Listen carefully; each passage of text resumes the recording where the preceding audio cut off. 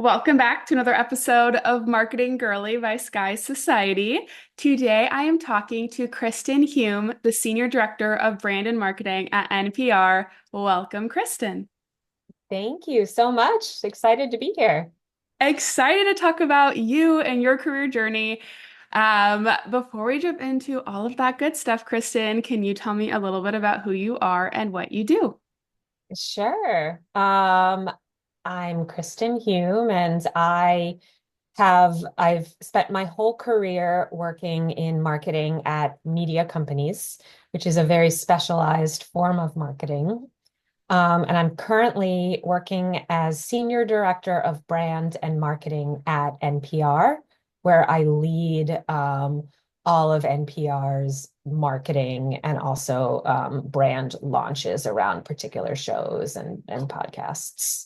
So, Is this like a place, because you found like a very specific niche within marketing, is this kind of where you knew you wanted to end up? Did you kind of fall into this? yeah, I definitely knew that I wanted to work in media. And not even media, but just particularly news organizations. I grew up with parents who would read the New York Times in the morning while also like watching all the news shows on TV. So very news-centric family. And I just fell in love with journalism and the mission of journalism. So I tried a little bit being a writer and a reporter and found out that it just wasn't for me. But I am someone who really loves and values words. So marketing and brand turned out to be a perfect place for me. Amazing. Yeah, for our listeners who can't see Kristin's LinkedIn, like I have pulled up, prior to NPR, so she's been at NPR for a little over 5 years.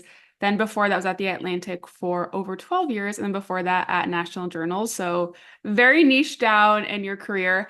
How would you say that marketing within media is different from maybe other traditional types of marketing that we hear more about? Great question. Um, Marketing, I would say, is a little less established at media companies. So I want to say that first. There's Mhm. obviously media companies that are just absolutely brilliant at marketing their products.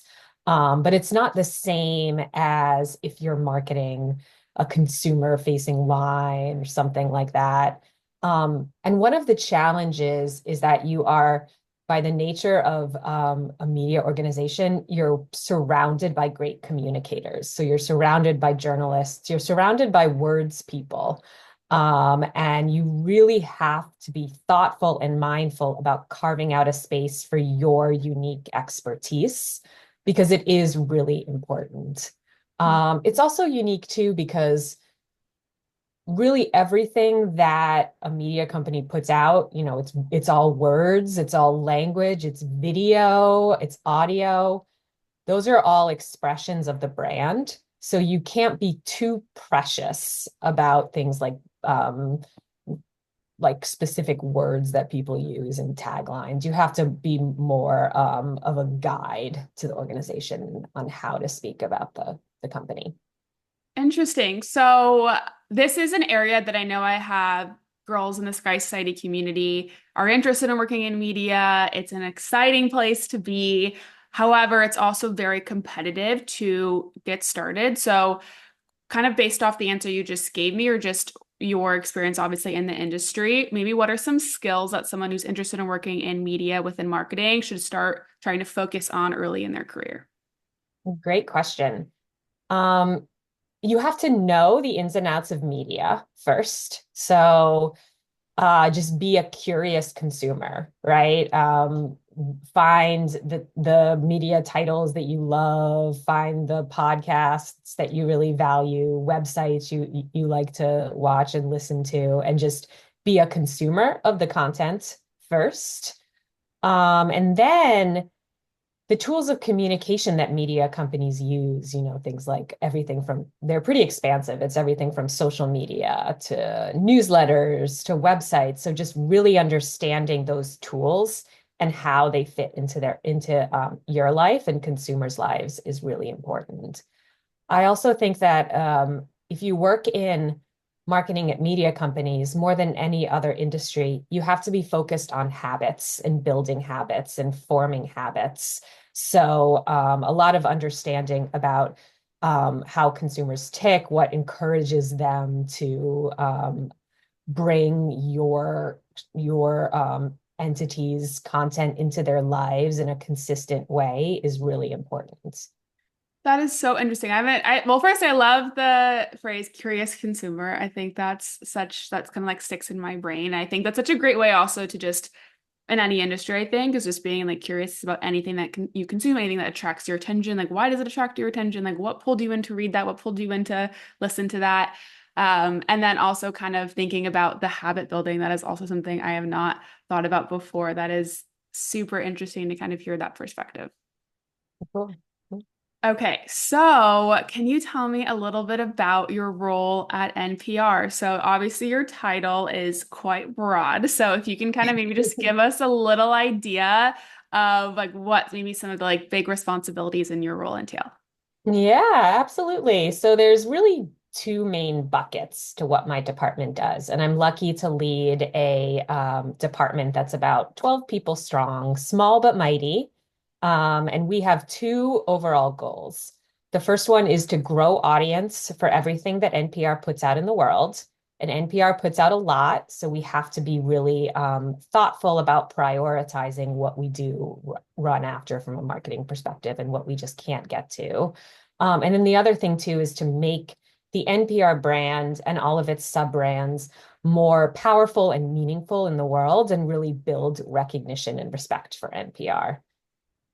Okay. So, Tell me about a little more about that first bucket you mentioned. So something you had kind of talked to me about is that like within marketing, like everything works to some degree, but a huge part mhm. of your responsibility is prioritizing the stuff that works the most for the least amount of effort. So can you kind of walk me through a little bit, kind of how maybe you're thinking about that when you are approaching a marketing strategy? Yes, absolutely. So the thing that I like to talk about with my team is there's good news and bad news in marketing. The good news is that everything works, and the bad news is that everything works. So everything will get you a listener or a user or a reader or a viewer. The thing that you really have to focus on is the tactics and strategies that grow the audience the most.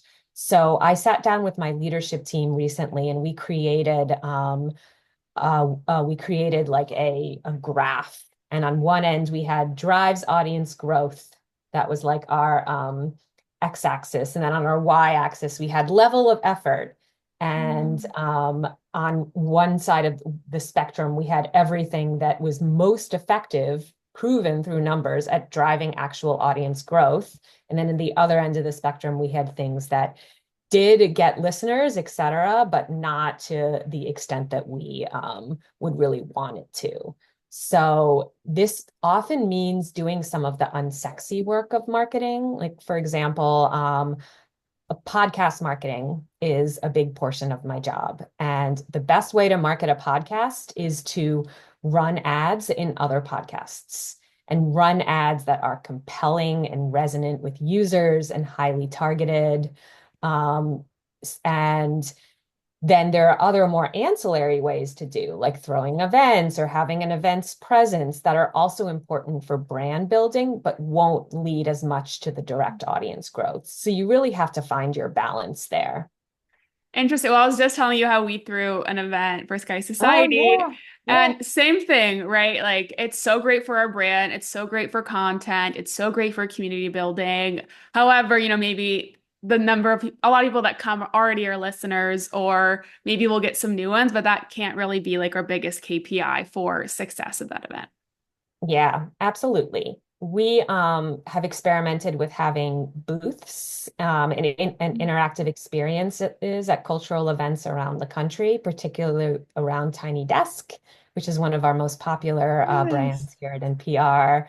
And they're phenomenal and create such joy and such engagement among your community. When we track those results, we get maybe 50 to 70 new listeners to our shows versus running a 10 million impression marketing campaign where you'll get, tens of thousands, hundreds of thousands of listeners. So just being really diligent with those numbers is important and having a nice balance of both. Mhm. Is it also kind of part of your strategy? Are you guys like trying new things all of the time to see what works? I imagine you don't really know what's going to drive new listeners until you try it. Absolutely. All the time.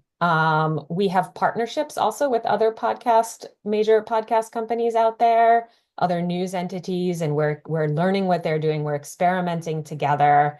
We're trying basically everything we can. And then the important thing is that we're measuring the results and building from there. Okay. Interesting. So I know obviously NPR, like under NPR, you have all these other little brands, podcasts, Tiny Desk, like all of these different things. So kind of talking about prioritization, do you guys ever, find yourself trying to prioritize like which of these like sub brands you are going to like talk about the most? Or even sometimes I'm thinking about with NPR and like news, if there's a big like, news moment happening and prioritizing certain stuff, or kind of how does prioritizing work in that sense? Yeah, absolutely. So this is hard to do, and we aren't perfect at it. But as much as we can, we try to step out of our own ideas here at NPR on what's important and what's not important. We do give some focus to that. I mean, I think working as a journalistic entity, there's like stories that must be told, right? There are truths out there. But more and more, we try to look at audience interests and we Mhm. put out content that we know through data will take off. For us, brand awareness of NPR is relatively low compared to the other media organizations out there. We're at about somewhere under 50%, like right under 50% I would people. thought it'd be higher. I feel like NPR is very like, yeah, I feel like everyone's got to know like at least one thing that's like from NPR that you consume. Thank I'm surprised. you. Yeah, I mean, it's very localized around certain areas, like urban Okay. areas, et cetera. Okay. So the first thing we do is we want to get people into the community, and that requires sharing something with them that is by nature interesting to them.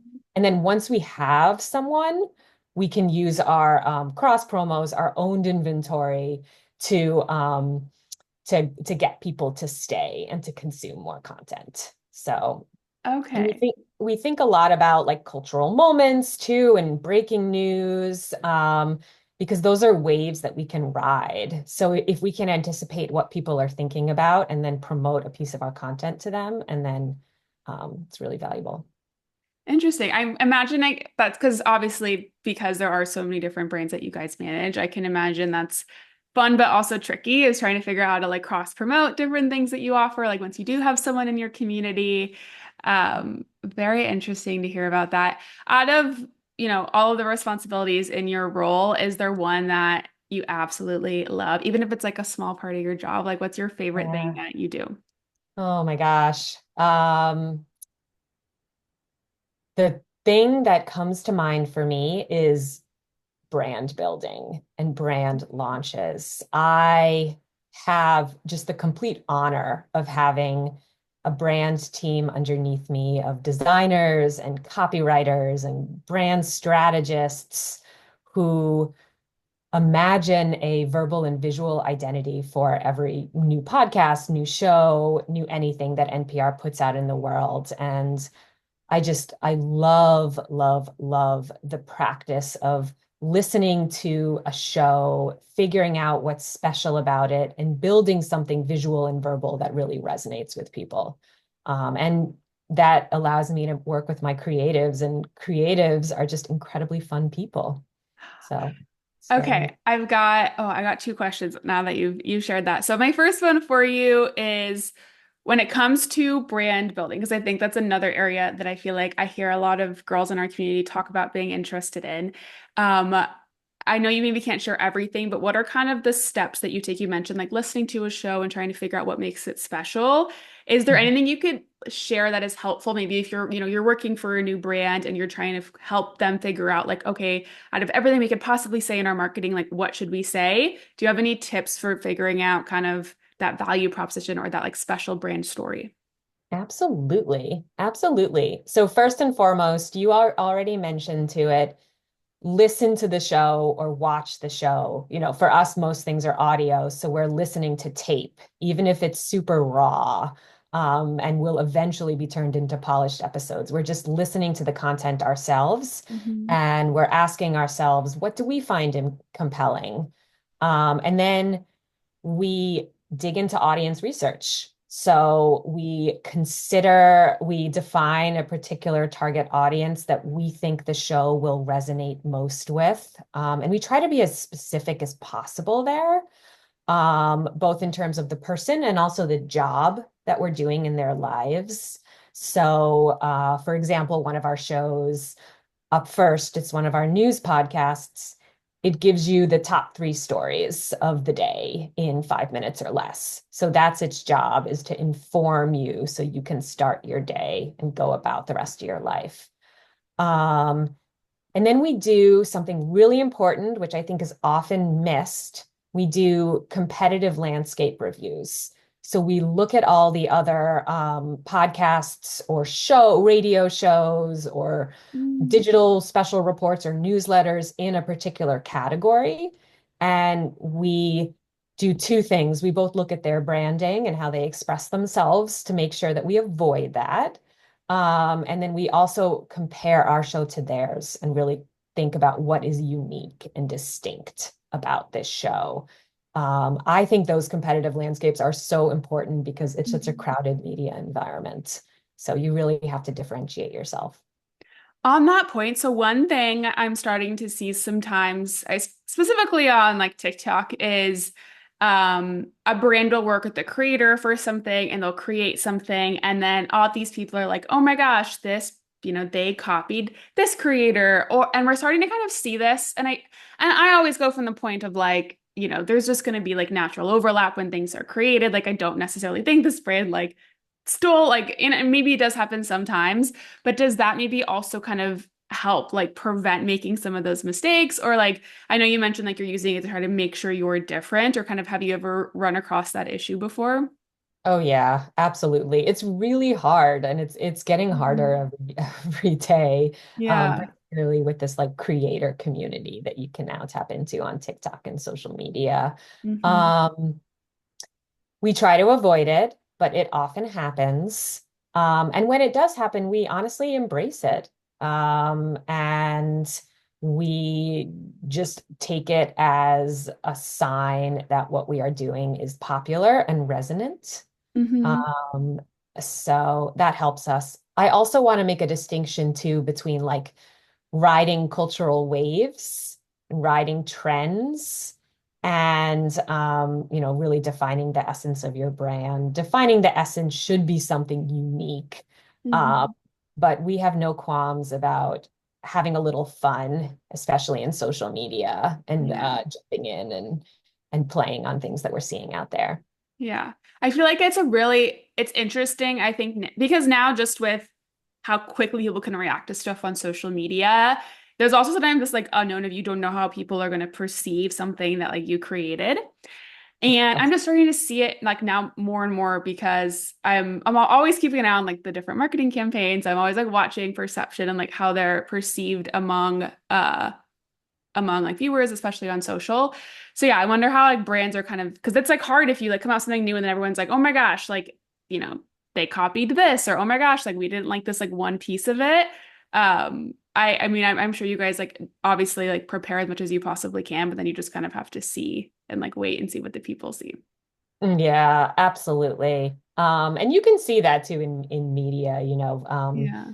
after Trump was elected, there was a big push towards more serious campaigns like Washington Post, Democracy Dies in Darkness. New York Times is doing a campaign right now called The Truth is Hard, which focuses on these, democracy and making sure democracy lives. And then there was a bit of a reversal, and everyone started focusing more on like fun content and lighter fare because people just got exhausted with news. So there's always going to be some overlap, and you have to Yeah. just allow for that. Are you guys preparing a lot for election season? Is that a very busy time for NPR, I would imagine? It is. It is a very busy time in our newsroom and also from a marketing perspective because we're trying to lift up everything that they're doing and we're Mhm. trying to launch campaigns that are tied to the moment. Mhm. So we're moving as quickly as we possibly can. If news breaks, we're reaching out to our the newsroom and asking for like a special promo or an ad talking about NPR's coverage of it, just doing so many things to just really try to stay in the conversation. In addition to doing larger, like evergreen messaging about NPR's approach to covering the elections and how it's different. So, Do you find like because you're in like this career path that you chose is tied to obviously like news and relevant moments that you are like being pulled into work outside of normal hours? yes, unfortunately. And we try to be efficient about it. I'm a huge Mhm. advocate of work-life balance. I know we all are, but it does happen. If something crazy happens over the weekend, I do have to tap my promo manager for or my ad operations Mhm. team to do a little to put in some time and do a little bit of weekend work. Okay. So, I always like to ask just because I know different, it's just the nature of like the career path that you're in. And so I feel like it's good if you're considering a path to like understand that maybe like certain industries that you work in are just gonna like require that because that's just like the nature of the type of work that you do. Uh, yes.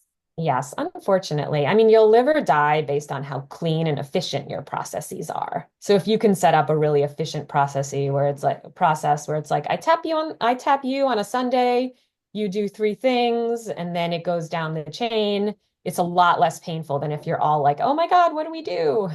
yes, So, I can imagine. Okay, the other question that kind of came up when you were sharing about brand within NPR is something that you told me you're passionate about is care and feeding of your friendly creative. I mhm. love the way you phrase that also. That is beautiful. Can you talk to me a little bit more about that? Yeah, absolutely.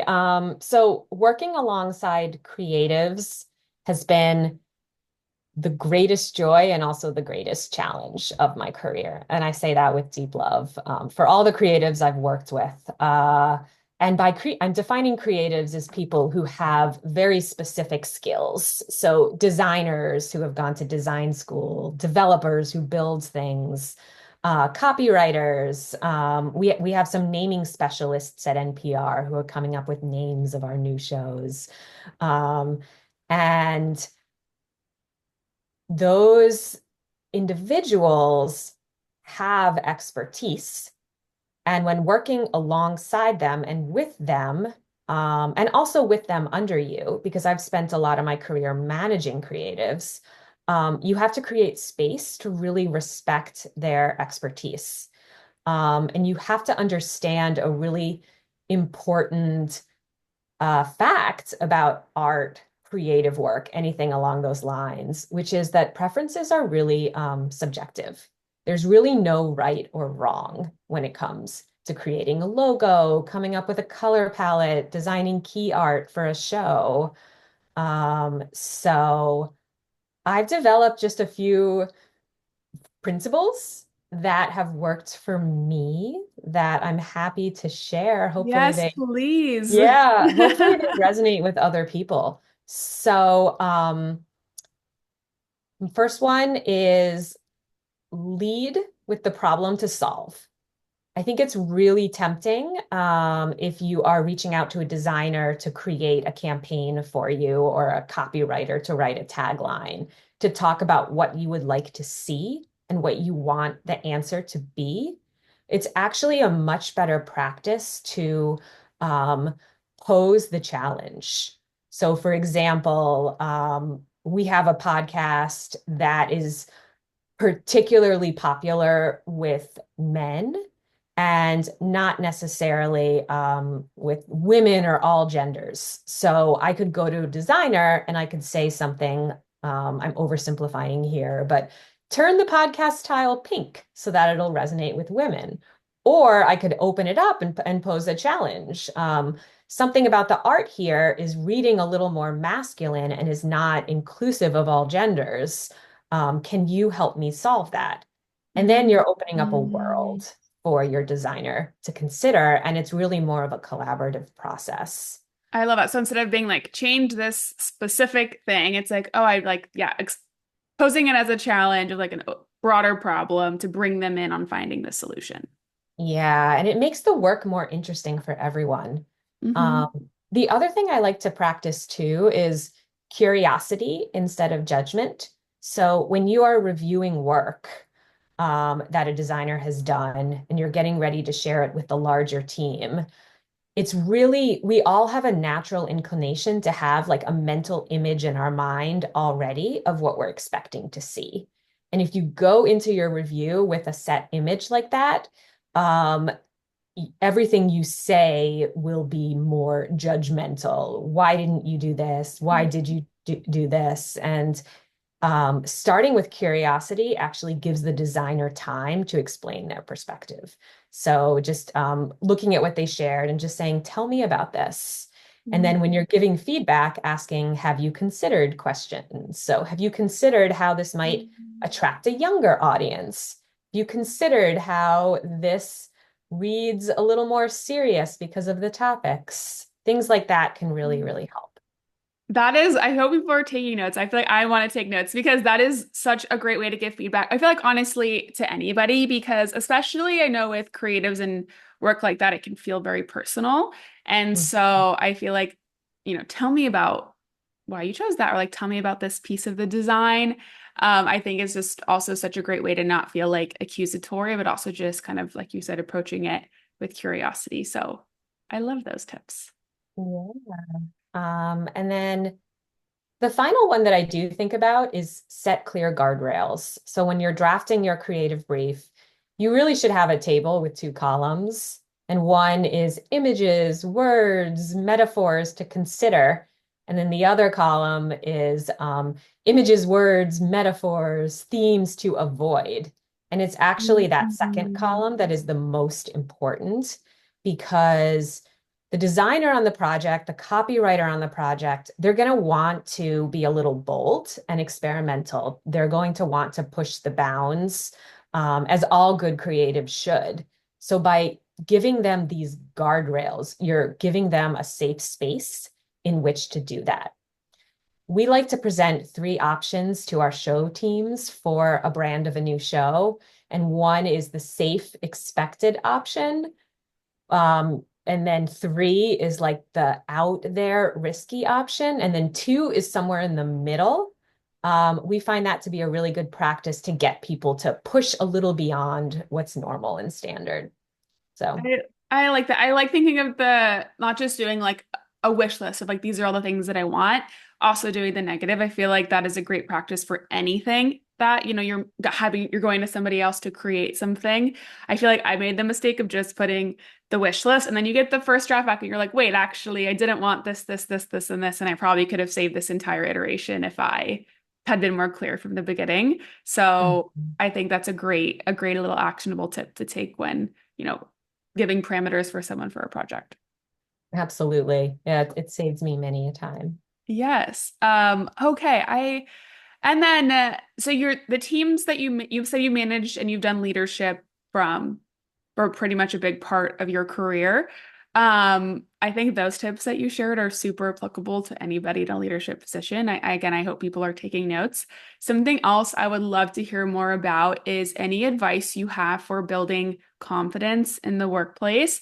I know a lot of the women that I talk to struggle with the standard imposter syndrome, and especially when you're early and you're growing in your career, it can feel like everybody else knows more than you and it can lead to kind of a little bit of insecurity. So if you can share any advice you have there, I would love to hear that.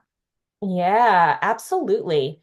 So it's really interesting because I think of the standard way to build up confidence in people, especially women's confidence, is to tell people, trust your expertise. You know this. You've been working here, all those things that you would say to kind of disintegrate that terrible imposter syndrome. Those things are all very important.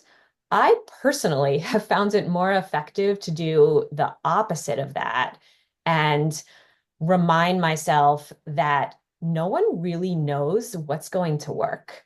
Like we all bring our backgrounds and our experience to decision making, but at the end of the day, we're all just trying things and experimenting.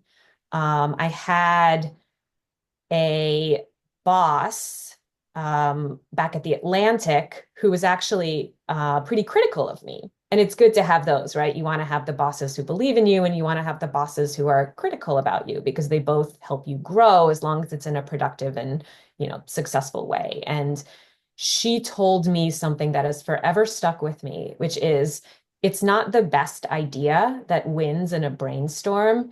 It's the idea that is spoken with the most confidence. So if you can go into a room and recognize that it's not really a competition to figure out which idea is best, it's really about trying new things, and everyone is just working what they've got, and express your idea with that level of confidence. Um, it can really help you. I love that. And I think that's also goes for anything. I give that advice for interviews a lot is like if you are answering interview questions and you sound unsure of yourself, how are you supposed to expect them to believe that you're right for the job versus like if you are able to like speak about yourself with confidence and you come from a place of being grounded, if you believe in yourself, then they will believe in you too. And I love applying that same thing like you did there to brainstorming. I think that's great. Yeah, absolutely. It's Uh, helped me. Yes, and I know too, especially like if you're newer in your career and you go into a room of brainstorming and you're around people that are older or more seasoned, it can also be very intimidating, sharing your idea and sharing it with confidence because, especially I feel like especially if you're young, it's just easy to be like, oh my gosh, everybody must have better ideas than me. But I also kind of like what you said is like no one really knows what's going to work at the end of the day. And so even if you're not sure if your idea is the best idea, at least sharing it with confidence will hopefully get you seen. Yeah, absolutely. Absolutely. That's really helped me personally. For me, it's hard to really try to, pump myself up by being like, Yeah. I'm amazing. I have 20 years of experience. It's much easier for me to just remind myself that no one has the answer and Yeah. we're all just trying. Yes. Yes, absolutely. Okay. I want to rewind just a little bit to your role prior to NPR. So you were at the Atlantic for almost 13 years, which is very rare. I've interviewed a lot of women, and it is very rare when I find someone with a tenure at a company for longer than 10 years. So, can you tell me about what it is like to grow and to be at a company for that long? Yeah, absolutely. I want to lead by saying, I mean, I send the greatest love to the Atlantic, my former Oh. employer. I wouldn't necessarily recommend it. Um, it's it's great. I mean, I graduated from college. I went to Georgetown University in DC and basically left college and walked straight over to the Atlantic, which is also in DC, and started an internship there. While I was there in the 12 years that I was there, I worked across 6 different departments and I had 8 different roles. So I was definitely introducing a lot of variety to my career, even though I was at the same place, which I think was really helpful. And the Atlantic was really good to me. They kept giving me new opportunities that felt too exciting to turn down. At the same time, if you stay at a company for that long, you know that culture in and out. You don't necessarily have a lot of experience navigating other company cultures, which is so important because Mhm. the places we work are so different. It's also so easy to fall in love with a company. Like and I still do to this day, loved the Atlantic, and I thought it was my life's work to be there. Um, for me, when I left, I realized that there is that kind of loyalty is good, but there's a world of opportunities out there. Mhm. So, and plus, the practical advice that people give, which I think is very true, is if you really want to advance, if you really want to grow your salary, which is important, right? We should all be Hmm. getting what we're worth. The best strategy to do is to stay at a place for 4 years, 5 years, and then jump elsewhere. Hmm. Yes, I always say every single time you move jobs, you also get a pay raise. Yeah. And typically, if you're at the same company, they're only going to increase off of that like base salary that you started. They're going to give you a percentage every year. So it's a lot harder to have significant increases in your salary. Yeah. So obviously, I'm imagining you stayed there so long because you loved it and you felt comfortable there. You loved who you worked with, which is amazing.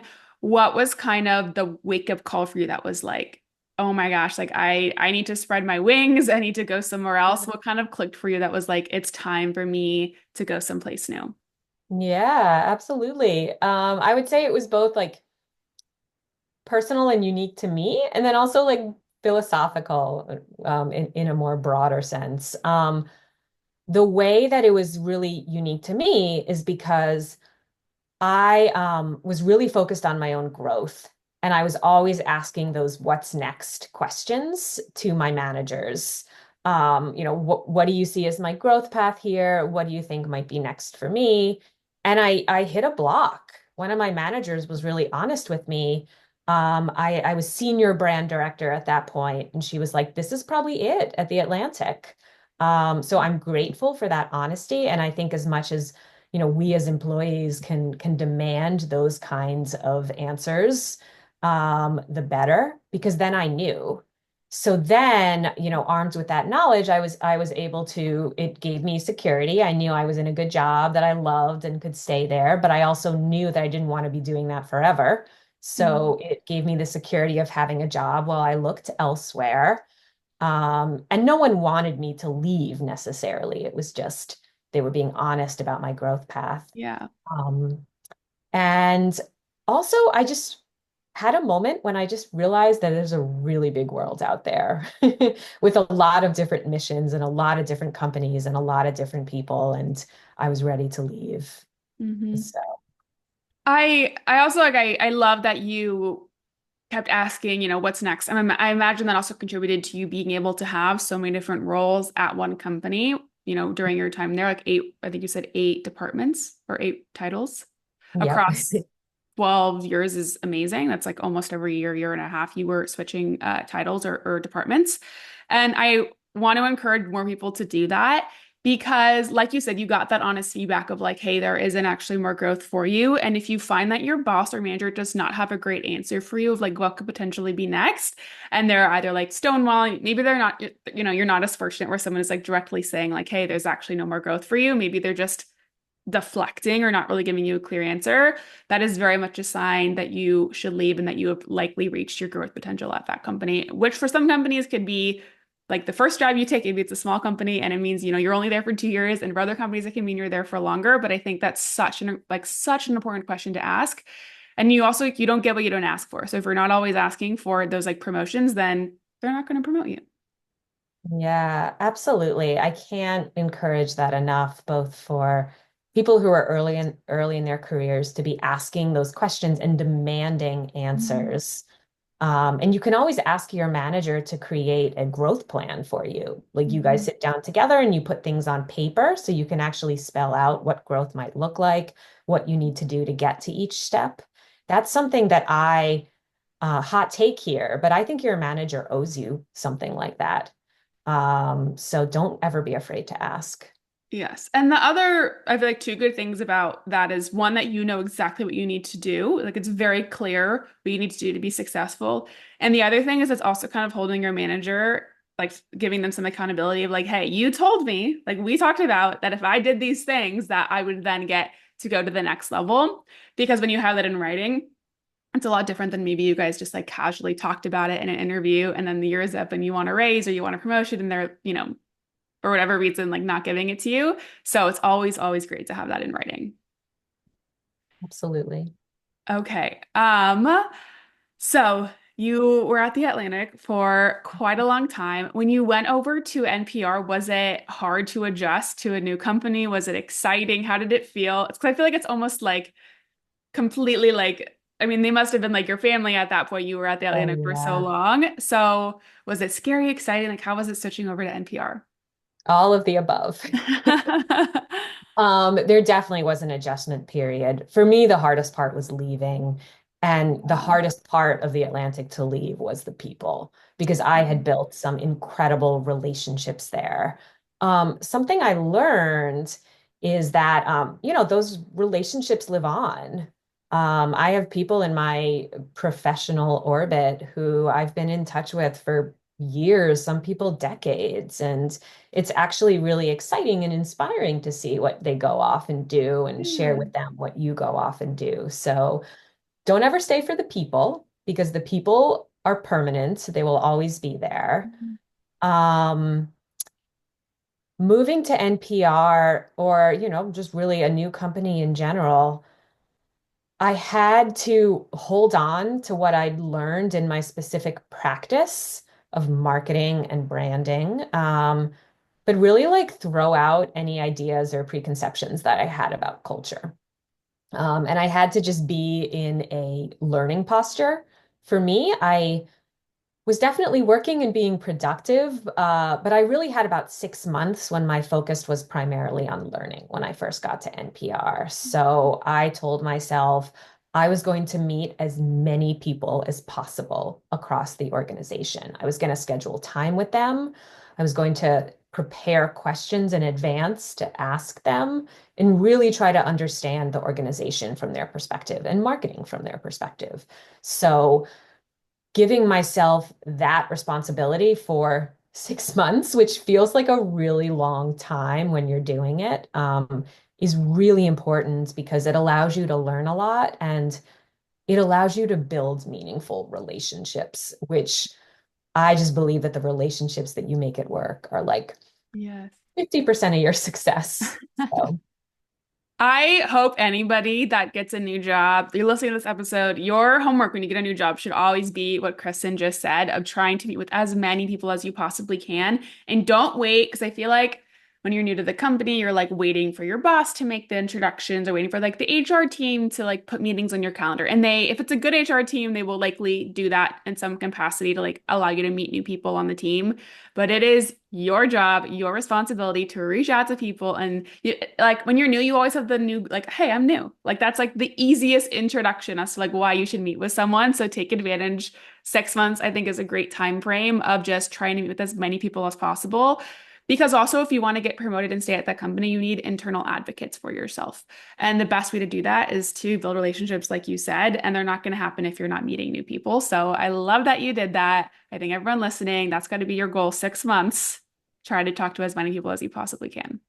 yeah. And what that could look like is you go into your weekly check-in with your boss. They mention 5 names that you've never heard before. And you ask your boss, who are those people? Tell me more. Are they someone I should meet with? And a lot of times the answer is yes. And then you reach out and you get on their calendar. I love So, it. Then you could even say, oh, you can name drop your boss. That's even better. Oof, I love that. I love that. Okay, Kristen. Well, we have chatted about so many different things. I feel like this has been just so many little actionable pieces of advice across all areas. Do you have any last advice that you would like to share with women in marketing? oh, I am really passionate about empathy in the workplace. That's another thing that I think about a lot as a people manager. And I think my advice to women and really everyone is to just accept the fact that feelings live at work, right? I think we get the sense that we have to come to work and turn off all of our feelings, all of our positive and negative feelings, and that's just not a fair expectation.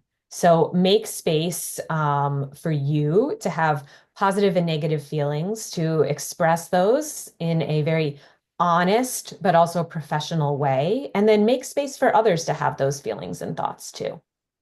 Can you share maybe an example? Because I think that also hits home, I think, especially for women where you feel like you need to turn it off, like, leave the emotions at home, then go to work. Can you maybe share an example of like allowing a negative emotion to like surface and be present in the workplace? Absolutely. So as a department head, um, I do like restructures from time to time, and I change people's roles, and I always make sure to pause and ask the person, how do you feel about this decision we are making? Does this make you excited to get up in the morning? Does this scare you in any way? I think that's really important. And then just from more my own personal life, and my own feelings. Um, if I have a day when I am distracted because of a personal thing going on in my life, I will actually name that emotion to people. I will say, I apologize. I'm a little bit distracted today. I'm here. I'm focused, but give me a little grace. I think those things are Mm. really important. Um, and speak your truth. If you are feeling a certain way, it never hurts to voice that to people in a professional manner. Okay. I love that you mentioned that because I definitely know there have been times, especially because like personal work cannot always be separate, like you mentioned. Like something can happen in your personal life that could like very much be affecting how you were showing up at work, and you are trying your best, but you may just not be on top of your game as much as you would like to. And I feel like, maybe letting your manager know or letting your team, you don't need to tell them every single detail, but just letting them know that I like what you said. Like I'm a little bit distracted today, but I'm focused. Like give me a minute and I've got it. I think are so important. And like you said too, just like speaking up about maybe things that you have an opinion about and not feeling like you just need to like keep that to yourself. And hoping that hopefully you're in an environment and a culture where those different opinions are welcome. And yeah, I think I love the empathy in the workplace. I love being able to like that you can bring your emotions. I think that's incredible advice for women.